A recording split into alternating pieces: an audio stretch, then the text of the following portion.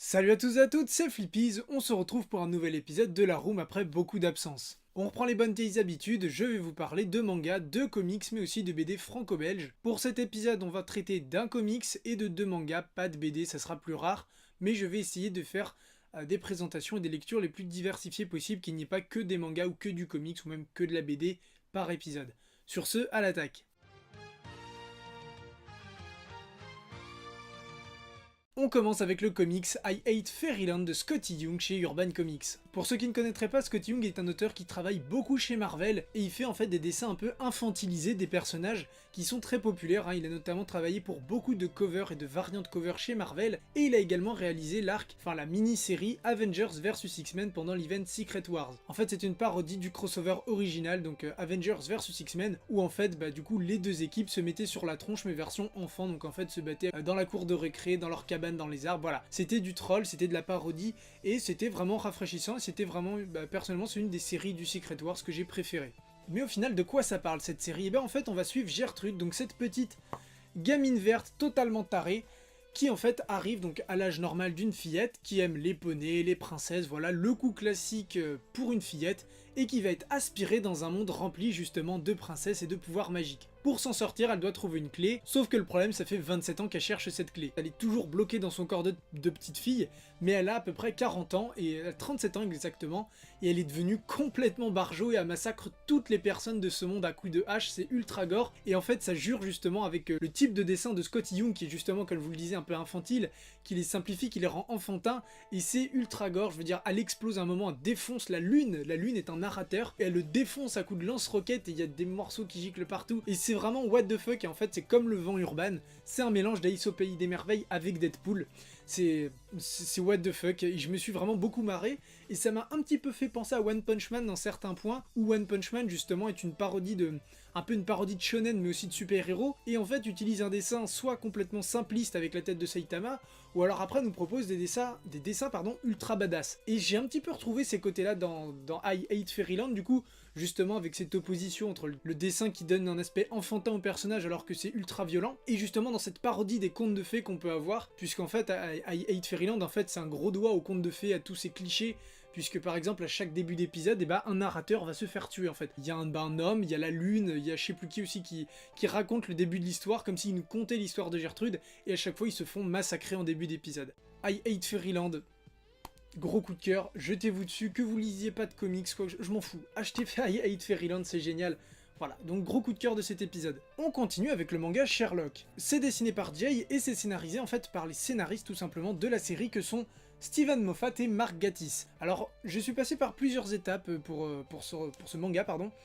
Au début, je me suis dit, une adaptation de série, ça sent un peu le produit commercial. Après, je me suis dit, bon, en fait, ça peut être sympa si c'est une histoire originale. Et au final, j'ai fini par le lire. Et en fait, c'est juste une adaptation pure et dure de la série. Donc, un peu déçu à ce niveau-là. En fait, moi, j'ai vu les 2 premières saisons. Et j'aime bien la série, voilà. J'adore Sherlock Holmes, hein, j'aime vraiment beaucoup ce personnage.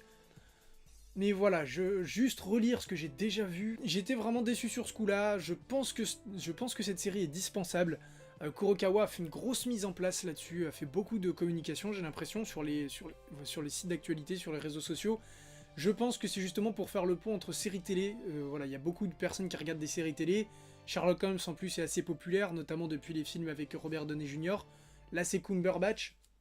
Du coup je pense que Kurokawa a tout misé là-dessus justement pour essayer d'attirer un peu de public de séries télé sur de la bande dessinée et plus particulièrement sur du manga. Voilà, donc si vous êtes fan de Sherlock ou de Sherlock Holmes en général, quand je dis Sherlock de la série, ça peut être une découverte, franchement, pourquoi pas. Que dire de plus? Je ne vous le recommande pas dans le sens où si vous avez déjà vu la série et que vous n'êtes pas plus fan de Sherlock, c'est pas utile. Par contre, si vous n'avez pas vu Sherlock, là je vous le conseille parce que ça reste quand même une très bonne histoire, c'est assez bien foutu.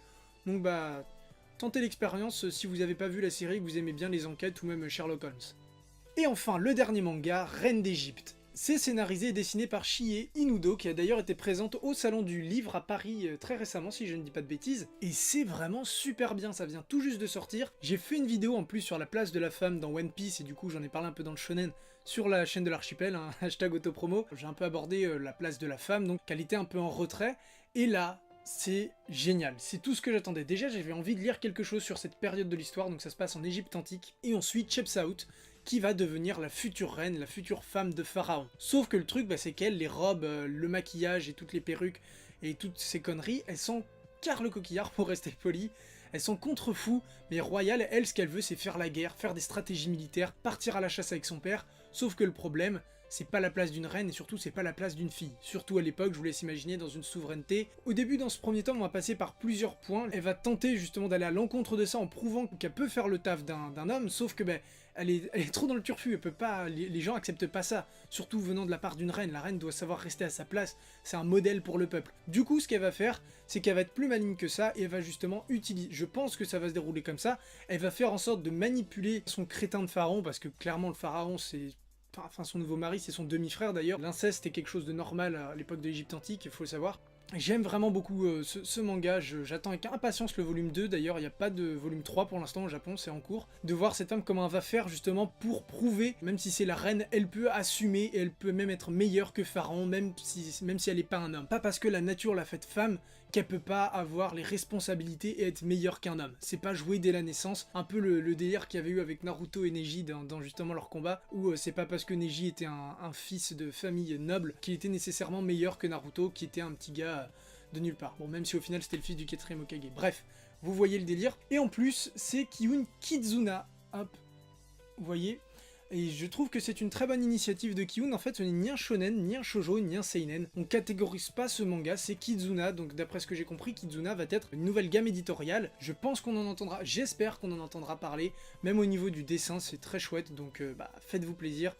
Au final, que retenir de cet épisode? Eh bien, en manga, Reine d'Égypte. Et en comics, I Hate Fairyland, qui sont vraiment deux gros coups de cœur. Voilà, c'est tout pour cette reprise de la room, j'espère que ça vous aura plu, je ne sais pas quand est-ce qu'il y aura de prochain épisode, il y a déjà un manga dont j'aimerais parler, mais j'aimerais faire en sorte de présenter 3 œuvres à chaque fois. Donc sur ce, salut à tous, et à la prochaine.